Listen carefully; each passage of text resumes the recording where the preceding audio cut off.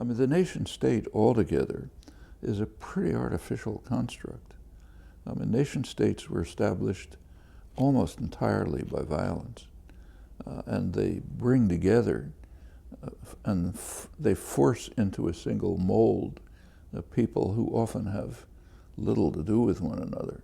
They speak different languages, they have different cultures, they have different traditions, different religions, you know, and the effort to mold them into a single entity where they're all subjected to the same fixed national culture and social commitments, service to state power, and so on.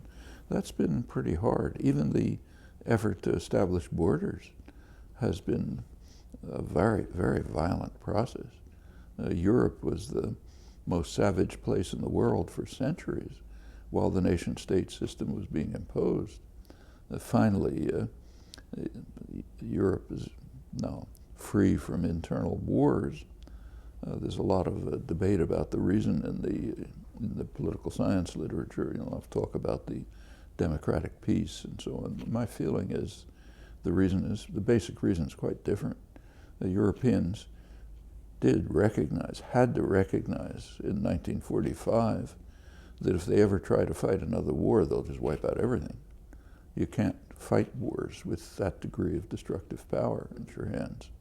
So therefore it moves to a period of more or less peaceful integration. But if you look around the world, where there are conflicts raging all over the place, virtually all of them have to do with nation-state systems and boundaries that were imposed by the imperial powers, almost everywhere. Let's say take Iraq. The British carved out Iraq in their own interests, not in the interests of the people of the region. And there are sharp differences among them, the Kurds and the Shiites and Sunni and so on. Furthermore, Britain drew the boundaries of Iraq for their own interests. Again, they drew the northern boundaries so that Britain, not Turkey, would be able to exploit the oil resources. They drew the southern boundaries so that Iraq would be almost landlocked. That's why the Principality of Kuwait was separated out. And if you look around, Africa is the same thing, Asia, you know. Let's say take Pakistan. The British drew a line called the Durand Line, separating what was India from Afghanistan. Now it separates Pakistan from Afghanistan. The line cuts right through the Pashtun area, and with kind of Pashtunistan. The Pashtun never accepted it. The Afghans never accepted it. Now if people cross that border, we call them terrorists, they may be going home, you know. And the same is true of just about take say the US-Mexico border. That was established by a war of aggression in which the US conquered half of Mexico. You take a look at the names of the cities in the southwest and western United States, San Francisco, San Diego, Santa Cruz, I mean, Spanish names. People went, it was a pretty open border for a long time. People went up and back for work, for visiting relatives, cultural reasons, commercial, whatever. The border's been slowly militarized.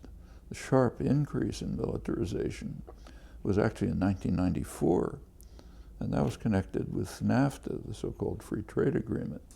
U.S. officials understood perfectly well, and in fact said that the effect of NAFTA will likely be to drive impoverished Mexicans across the border. NAFTA is going to essentially wipe out Mexican agriculture. Mexican campesinos can be perfectly efficient, but they cannot compete with highly subsidized U.S. agribusiness. So they'll be driven off the land. That's still happening. Right now, campesinos are being driven off the land. Well, what do? A lot of them come north, so you get an illegal immigration problem. You have to militarize the border. Things like that are going on all over the world. I mean, I remember it struck me not that I didn't know it, but it struck me very dramatically 60 years ago.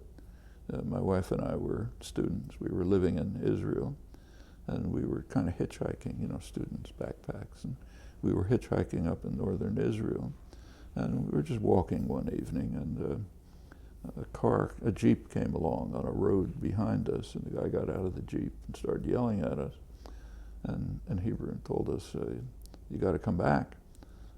What had happened is we'd walked into Lebanon. At that point, the border was unmarked. Now I suppose it's bristling with you know, tanks and so on. But and the border was just artificially drawn right through the Galilee by the British and the French for their own purposes. It had nothing to do with the people there. And all of the same is true almost everywhere. And one of the reactions to all of this is the kind of coalescence of more or less coherent groups, you know, they're never totally so, into regions that where they feel more comfortable in running their own affairs.